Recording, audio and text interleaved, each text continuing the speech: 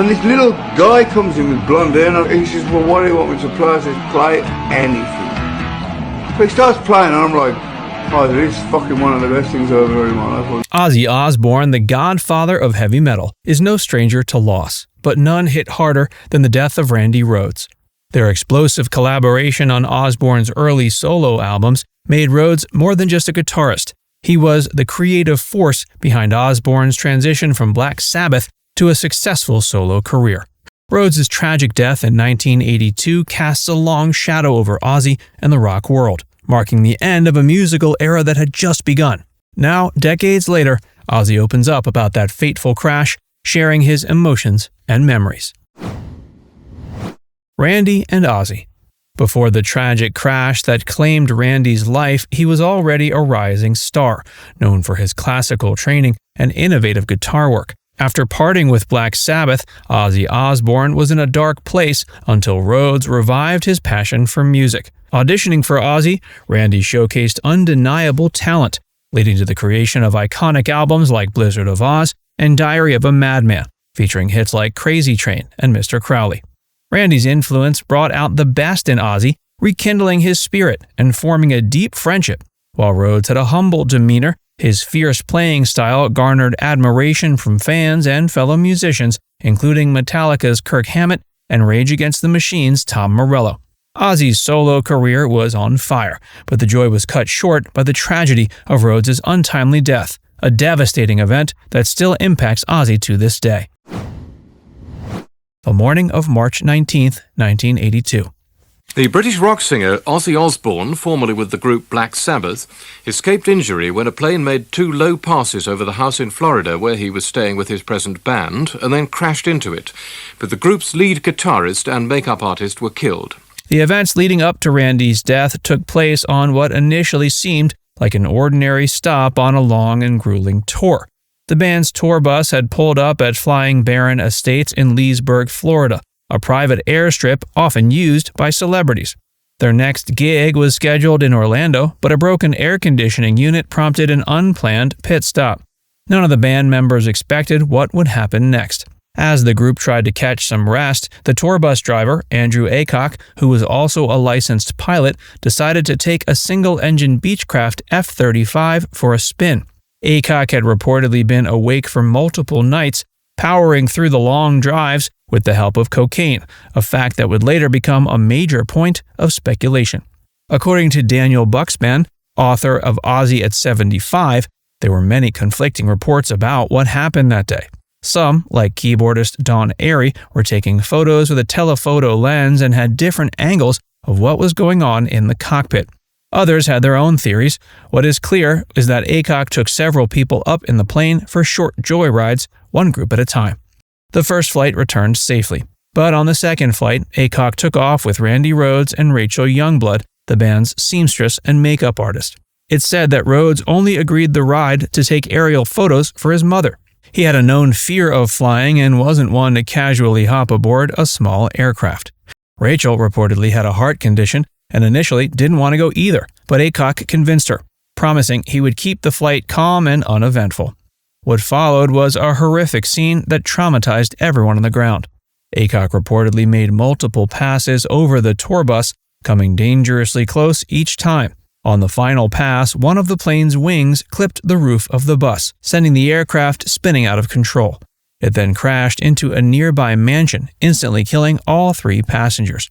Sharon and Ozzy were jolted awake by the impact. The bus shook, the sky filled with smoke. The rest of the band scrambled out, only to be met with a devastating sight.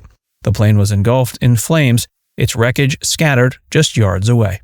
Rudy Sarzo, the band's bassist, later recalled waking up to the sound of an explosion and seeing their tour manager on his knees screaming, "They're gone." It was a split-second decision. What was supposed to be a scenic flight on a sunny morning turned into one of the most senseless tragedies in rock history. In that moment, Ozzy didn't just lose his guitarist, he lost a piece of himself. Conflicting theories and unanswered questions. He thought it would be funny to repeatedly buzz Ozzy's tour bus, freak everybody out. In the years since the crash, a number of conflicting accounts have emerged about exactly what happened that morning in Florida. Bob Daisley, who played bass for Ozzy during the Blizzard of Oz and Diary of a Madman sessions, recently offered a new perspective on the Talk Louder podcast. Daisley believes it wasn't Aycock's recklessness or drug use that caused the crash, but rather a tragic medical emergency that spiraled out of control. According to Daisley, autopsy reports confirmed that Rachel Youngblood had suffered a heart attack mid-flight. Daisley speculates that Rachel, sitting in the co-pilot's seat in the dual-control plane, may have inadvertently pressed on the controls as she lost consciousness, sending the aircraft into a sudden and deadly dive. Quote, "Those planes with a V-tail like that are very hard to pull out of a dive," Daisley explained. "I don't think Aycock was out of his mind on cocaine or anything like that." This theory, while not widely accepted as the definitive cause, offers a compelling alternative explanation to the narrative that Aycock was attempting dangerous stunts. Others, however, have maintained that Aycock was behaving recklessly, buzzing the tour bus for thrills and showing off for the crew. Daniel Buckspan notes that some people believed Aycock may have even been targeting his ex-wife, who was supposedly on the tour bus at the time. While there's no conclusive evidence to support this, it speaks to the sense of chaos and confusion that surrounded the crash from the beginning. Even within the band, perspectives differed. Rudy Sarzo, Don Airey, and Ozzy each offered their own versions of events, none of which fully aligned. Ozzy remembers. After the fourth pass, he tipped the bus on the opposite side and it nosedived into the home. The home then burst into flames, and killed were the band's lead guitarist, hairdresser, and bus driver. For over 4 decades, Ozzy Osbourne has carried the weight of that day like a scar he refuses to hide. He's spoken of it in bits and pieces through the years, but each time the emotion is still raw. In his autobiography, I Am Ozzy, he admitted that he considered walking away from music altogether after Rhoads' death. "I lost a dear friend in my life. I miss him terribly," he wrote. "To this day, as I'm talking to you now, I'm back in that field looking at this fucking plane wreck and a house on fire." Even as the years passed, Ozzy never stopped honoring Randy's legacy. On the 43rd anniversary of his death, he posted a heartfelt message on social media, calling Rhoads, quote, "quite possibly the best composer and musician that I've ever met in my life." He described their time together as fleeting but powerful. In that same tribute, Ozzy said he would cherish their time together until the day he died. Ozzy had also expressed pride that Randy was finally recognized by the Rock and Roll Hall of Fame in 2021.